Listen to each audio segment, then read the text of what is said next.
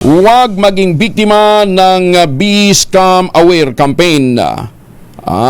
May Be Scam Aware campaign. Inilunsad yan sa Baguio City na ganito ng Baguio Tourism Council. Bakit marami bang scammer sa Baguio? Alamin natin ang balita mula kay Romy Gonzalez sa RH41. Ay bagdabigat, Romy.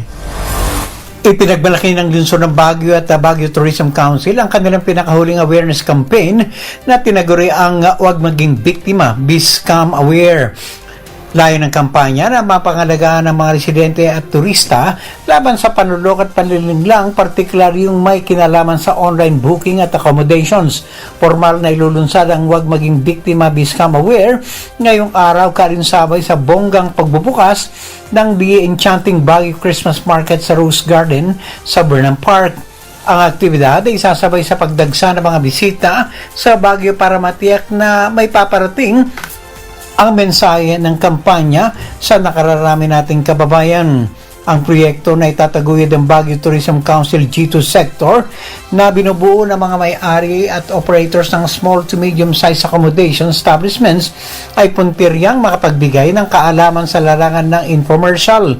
Mahalagang papel ang ginagampanan ng grupo sa industriya ng turismo sa lungsod na nakatuon sa kaligtasan at kasiyahan ng mga residente at bisita.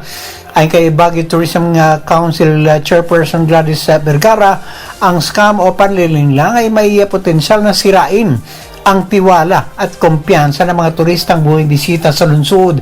Anya bilang isang komunidad, tungkulin at prioridad nating tiyakin sa mga bisita na ligtas ang kanilang pakiramdam habang nararanasan ang kagandahan ng lungsod ng Pino.